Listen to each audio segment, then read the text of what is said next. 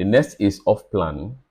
Off plan real estate. Off plan is a term used to describe um, a state where you are purchasing a property at the time it's still under construction, right? The benefit that that gives is the fact that you are to you have to get it at discounted price, which means that you're going to get it less than the market value price. So that's what off plan is all about. Then the cash flow.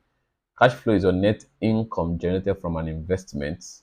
The income you make on your investment is cash flow, right? Say, for instance, you invested in a particular unit of apartments that we have discussed before, and what you get on that investment, maybe on a monthly, quarterly, or yearly basis, that is your cash flow on your investment.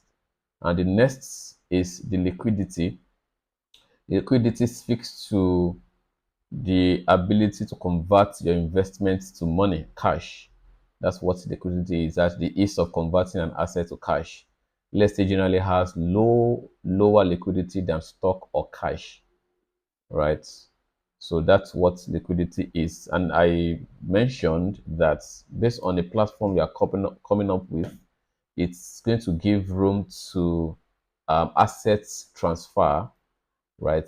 People can transfer the ownership of their fractional from their fraction ownership in a unit. It can be transferred to another person, right? Which means that another person that is taking it can now buy it and pay the initial investor in cash, which means he has liquidated the investments and the investor is liquid in that case. Apartment type speaks to the type of apartments that we have for investments. You can see we have studio apartment. A studio apartment is a room self-contained apartment. We have one bedroom apartment, which is also called a mini flat. That's one room and a living room and other facilities in the room like toilet and kitchen. Then we have a duplex. I explain a duplex to be a at least a floor house, one suspended floor um, house. This is the so to put it in this way is to say that a duplex must have a floor on top of a ground floor. There must be another floor, another suspended floor on top of a floor on the ground floor. And for it to be duplex, it means that that floor on top of the ground floor must be accessed from the ground floor, meaning it must be accessed from the apartment on the ground floor, accessing the floor above it. And it can be more than one floor. It can be two floor, it can be three floor. But the interesting part is, or the certain what thing that must be certain of is the fact that those floors must only be accessed to through the ground floor flat. So that's what a duplex is. So seeing a house that's a one-story building, that's a flat down, a flat up, that's a user will be downstairs, another user will be upstairs. That's not a flat, that's not a duplex. But that will mean that they have separate access to the flats. Down, the one on the ground floor can have access on the ground floor, the one on the upper floor will have access on the upper floor. That is a house or flat, house, not a duplex. A duplex is a single unit family uh, unit that it will only be accessible from the ground floor to access the other floors, in the house. That's a duplex. Then the next is terrace. Terrace is a roll of it's an apartment. It's like a duplex in a roll, or a set of houses in a roll. It can also be an apartment in a roll. But okay, yeah, that's a terrace. Apartment in a row, several apartments in a row is called terrace. And at the same time, a balcony can also be referred to as terrace. But in this case, we're talking about what type of apartments. So with regard to house that in a row, it's called terrace. Then semi-detached and a detached house.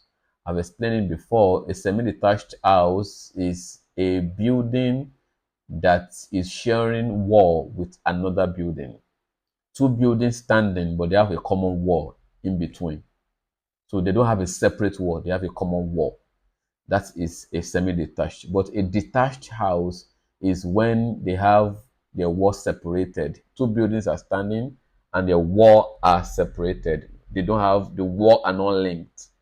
There is this building standing on its own in its entirety from the left and the right, and the other one also standing on its own in the entirety from the left and the right. That is fully detached house. Then the next here is fractional real estate. Fractional real estate is buying property in piece, right? Buying a whole, instead of buying a whole unit of an apartment or a house, you can contributing to owning part of that apartment, right? For instance, say an apartment worth about 60 million for in the case of Cardios Loft project that has a studio apartment for 60 million for fractional real estate offer. So if the fractional real estate suggests that you can own a piece of that, a 20% of it, a 30% of it, a 50% of it. It means that imagine you are owning 50% of an apartment that worth 60 million. It means that you are contributing 30 million from the 60 million as a 50% ownership, fractional ownership of that property. And what the implication of that is, whatever that property generates eventually in the future, you are entitled to 50% of the cash flow, right? That's the how that works. And what makes that important is the fact that it gives room for you to start real estate at a very low cost or low entry point, right? It gives you room to start at a very low entry point. That's the advantage you get for that.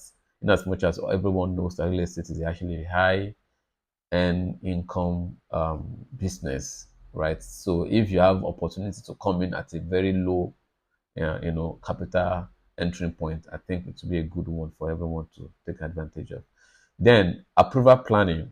These are the concepts that we also need to be conversant with when we talk about real estate. It's an official permission, obtained from government authority to start construction or renovation. You can't do anything if you don't have approval to do so from the government, especially in Lagos. There are a lot of government agencies that are involved in approving a construction before it is done. Some of them are called LASPA. LASPA is Lagos State Building Control Agency, or LASPA released Lagos State Physical Control Agency, while LAPCA is Lagos State Building Control Agency, right? So those are the authorities or agencies involved in granting approval for any construction. Um, so other key concepts that is here and that are important, it is important for you to take note and understand is equity. Equity is your capital contribution of in a you know in a asset acquisition, your capital contribution in an asset acquisition. The difference between the property market value and the amount owned on it. That's capital.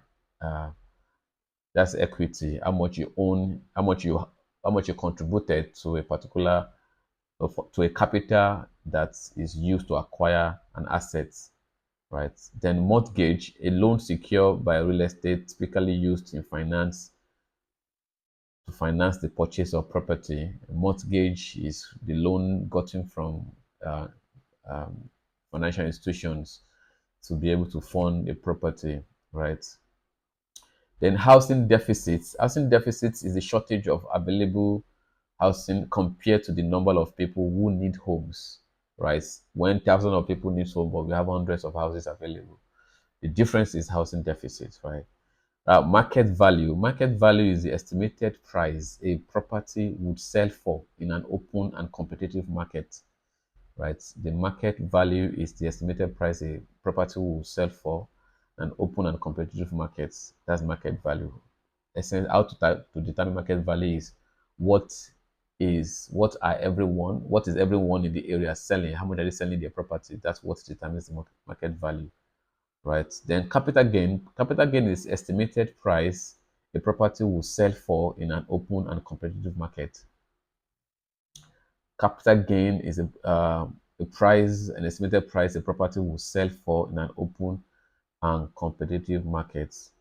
I think that is meant to be fair value. Okay, so but capital gain actually is when you flip a property, what you gain afterwards. For instance, you purchase a property for 100 million, then you resell it for 150 million. The 50 million is capital gain. That's what that means, right?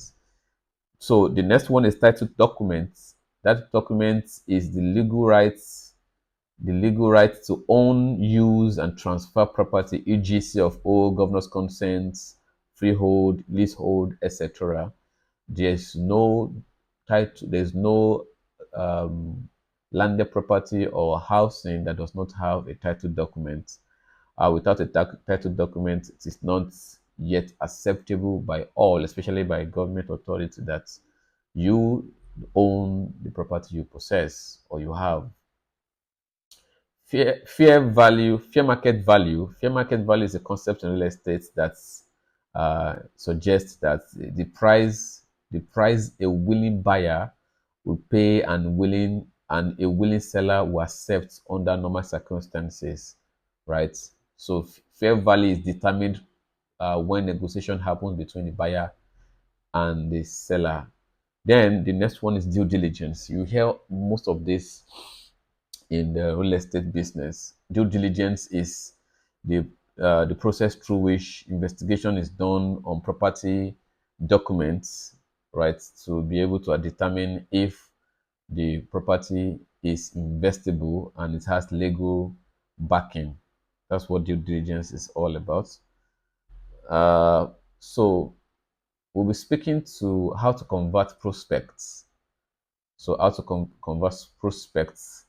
We've talked about the step one, we've talked about the step two, then go to step three, which is call to action. Call to action, speak to when you are engaging the prospects or the leads you've generated that you've convinced, when you're engaging them as to payment, as to when to pay, or as to making payment for the offers they've shown interest in, right? That's the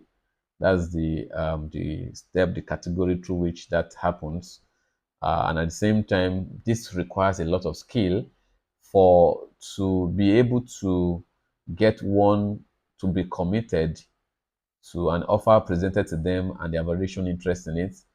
It will mean that you must be guided with the list of things I pen down here, which is payment plan. Payment plan is a strategy that be adopted when it is discovered that the buyer or the prospect is not having all the cash necessary or needed to consummate that investment at the time at which it's been presented to such one. So one of the best ways to come in that regard is to offer a payment plan option, which gives room to the investor paying instrumentally as when the developer will give room to anyways, and what will be convenient for the buyer at the same time. Also, it's also wise to be equipped with a concept called mortgage option.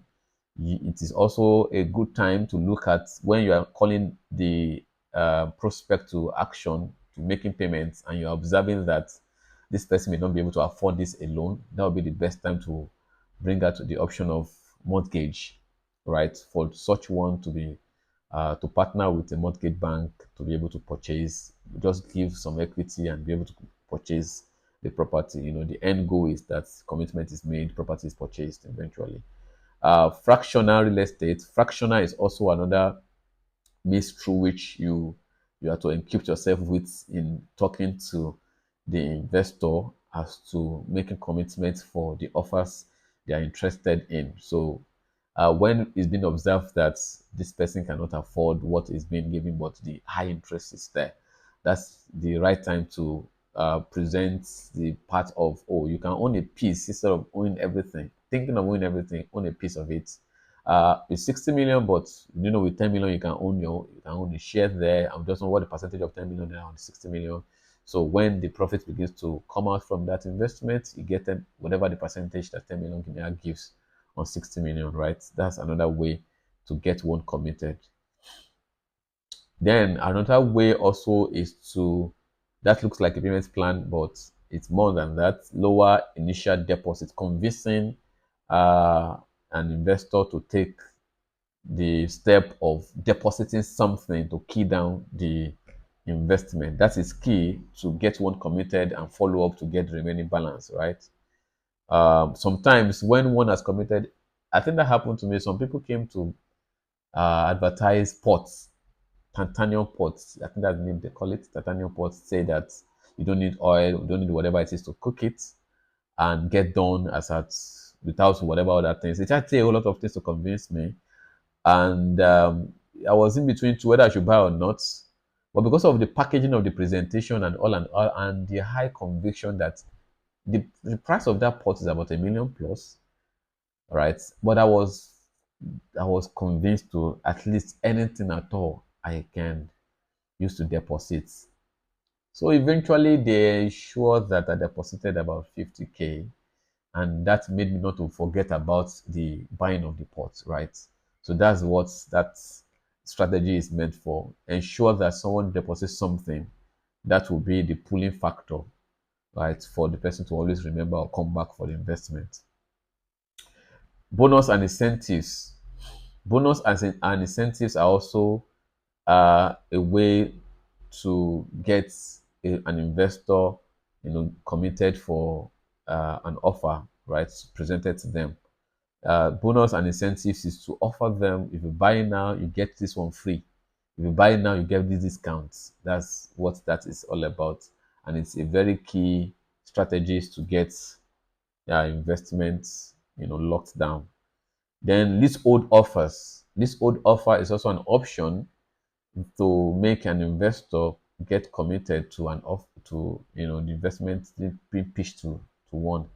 And this one is to say that, okay, if it is too high for you to buy a property, you know, outrightly, but you're interested in still making something substantial as income, or you're interested in breaking even, you just want to put your money and get your money back in no time and make more profits, that's the best time to introduce the leasehold to the investor.